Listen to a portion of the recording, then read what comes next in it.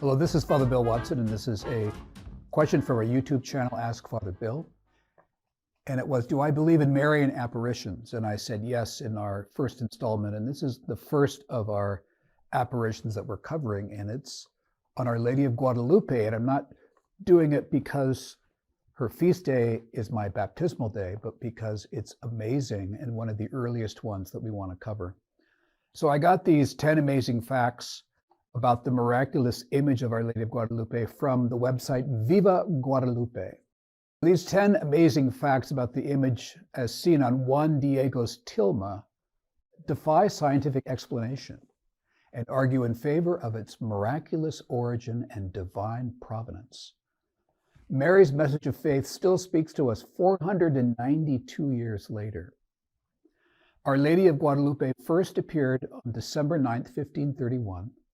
According to the account, the Virgin Mary told Juan Diego, an Indian convert, to tell Bishop Juan de Zumarraga to build a chapel. Bishop Zumarraga asked Diego for a sign as proof that it was truly the Mother of God. Our Lady instructed Diego to gather some roses in his tilma. Popular piety attests that Mary arranged the roses in the tilma herself and present them to the bishop. As Diego did this, the roses fell to the floor, revealing the miraculous image of Mary as she appeared in real life. The bishop, a Spaniard, immediately realized the roses were Castilian and could not have grown in Mexico. This was a sign for the bishop to bolster belief in the miraculous image before him. There is no undersketch or underdrawing on the image.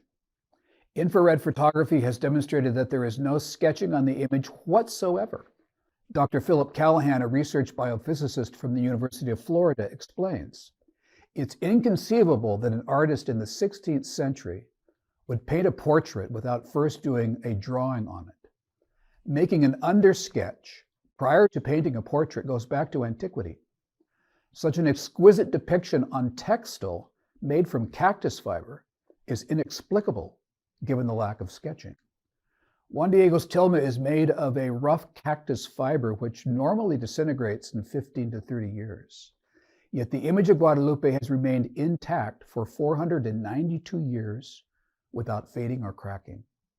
Moreover, it was subjected to candle smoke for many years in the old basilica, which should have accelerated the process of deterioration. In 1778, a worker accidentally spilled strong nitric acid on a portion of the image. To everyone's astonishment, only slight stains appeared, which can be seen in the upper right side. Additionally, in 1921, a bomb concealed in some flowers was placed on the altar directly under the image. When the bomb detonated, the marble altar and rail windows 100 feet away were shattered, and a brass crucifix was twisted out of shape. But the image was left unharmed. In 1983, Dr. Juan Homero Horrendez and Father Mario Rojas Sanchez discovered that the stars on the image correspond precisely to the constellations of the winter sky on December 12, 1531. Incredibly, the constellations are shown as viewed from outside of the heavens, in other words, in reverse. It's as if we have a picture from someone looking at it from outside the universe. It is a snapshot of heaven and earth from the very moment that Juan Diego saw Our Lady. Also, the constellation Virgo, representing virginal purity, appears over the area of Mary's heart, signifying her immaculate and virginal purity. And the constellation Leo the lion is over her womb. The lion represents Christ Jesus because Christ is the Lion of the tribe of Judah. This emphasizes that Christ the King is present in Mary's womb. The perfect placement of stars in their various constellations illustrates the infinite intelligence behind this divine and miraculous image. The eyes of Mary in the image are astonishingly lifelike. Of all the characteristics of the image, this is perhaps the most astounding. The microscopic likeness of a bearded man was discovered in the pupils of the Virgin, first in 1929 and again in 1951. The bearded man corresponds to contemporaneous pictures of Juan Diego. No human painter could have foreseen putting infinitesimally small images of Juan Diego in the eyes of the Virgin, so that later advances in human technology could detect them. Furthermore, it's impossible for any human to have painted the images because they are simply too minuscule to produce. Jose Ateste Tonsman, a Peruvian ophthalmologist, examined Mary's eyes at 2,500 times magnification. He was able to identify 13 individuals in both eyes at different proportions, just as a human eye would reflect an image. It appeared to be the very moment Juan Diego unfurled the tilma before Bishop Zumarraga and his team. Dr. Jorge Escalante Padilla, a surgical ophthalmologist, considers these reflections to belong to the type that we have been described by Czerny on the back surface of the cornea and by Watt and Hess at the center of the lens. Such reflections are very difficult to detect. Dr. Escalante also reported that the discovery of small veins on both of the eyelids of the image. In the 1970s, a Japanese optician who was examining the eyes fainted.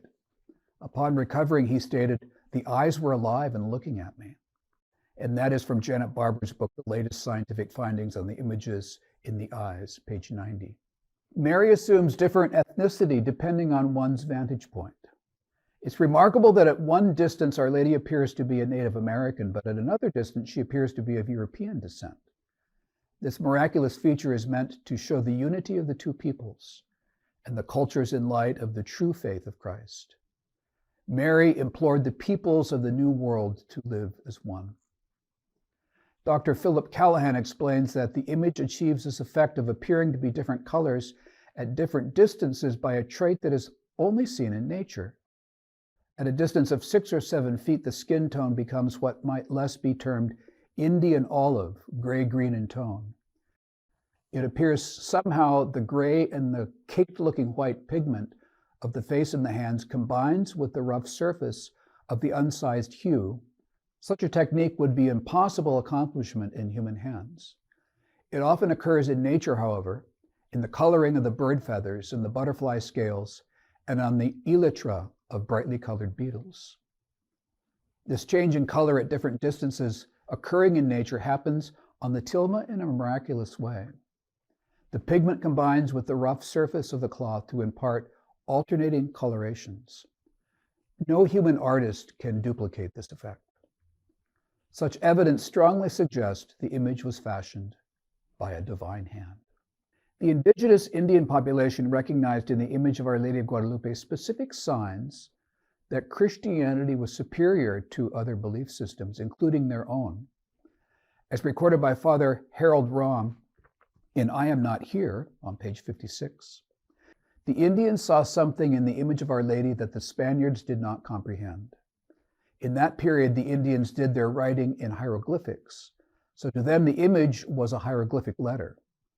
The fact that the natives read the image is most important in understanding the purpose of Our Lady's apparitions.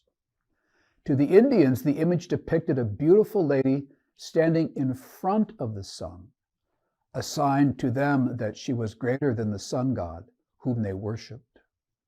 The crescent or the moon beneath her feet showed that their moon god was less than nothing, since she was standing on it. The stars they thought so much of were only a part or portion of her mantle. At her throat was a brooch with a small black cross in the center, reminding them that this was the emblem of the Spanish friars, and that there was one greater than she. The intelligence that constructed the image of Our Lady of Guadalupe conveyed exactly the message that the Indians needed to hear and to see to abandon their false notions of God and their idolatrous practices and sacrifices.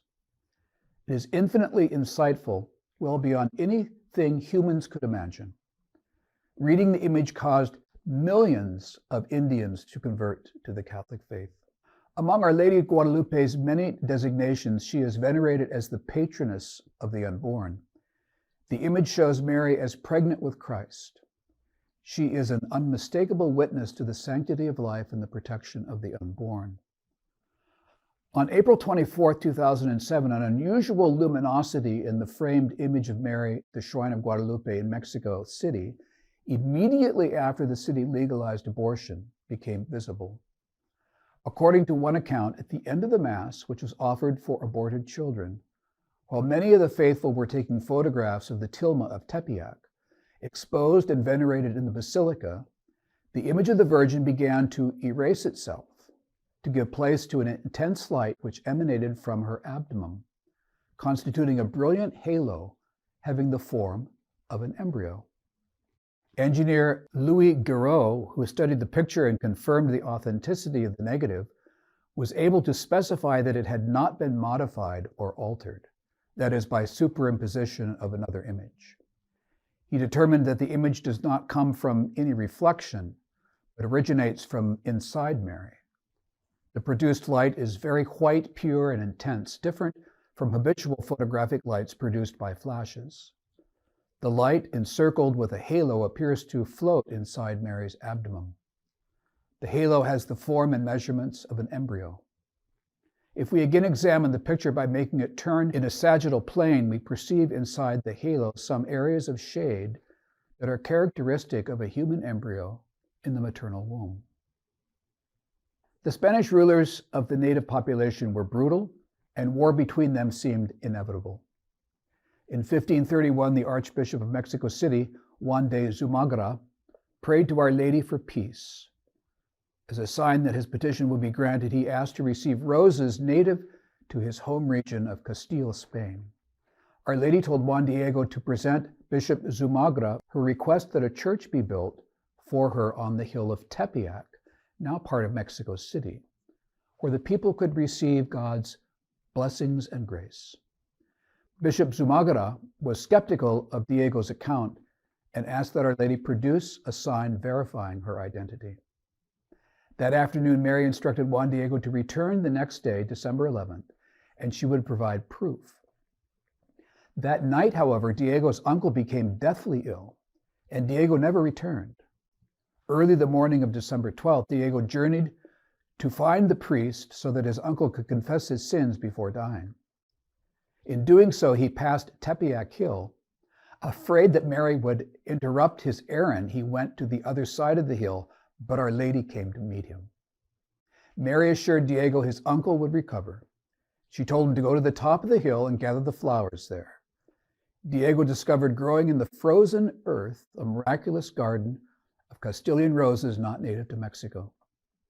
Diego brought them to Mary, who arranged them in the tilma according to popular culture, with instructions that he take them to the bishop. Before Bishop Zumagra, Juan Diego opened his cloak. The roses fell to the floor, revealing the image of Mary, and the bishop's prayers had been answered. Our Lady's urgent message was one of faith, hope, and comfort to the indigenous population oppressed by their Spanish overseers. In a matter of months, she ended the Aztec culture's cult of death. The Aztec religion involved human sacrifice on an unthinkable scale. In the decade following her appearance, 10 million Indians converted to Catholicism, creating a vibrant community of faith that persists to the present day. At the moment that millions in Europe were being torn away from the church, God was arranging for twice as many in the New World to be brought into it. By divine providence, Our Lady was creating unity and a wellspring of deep devotion among the faithful in Mexico. Her words to Juan Diego, "My dear child, am I not here? I, who am your mother? Are you not under my shadow and protection? Am I not the source of your joy? Are you not in the hollow of my mantle and the crossing of my arms?" And this made Juan Diego and his fellow Indians, in every way, the Spaniards' equals in dignity. Our Lady of Guadalupe, pray for us. And I hope that helps.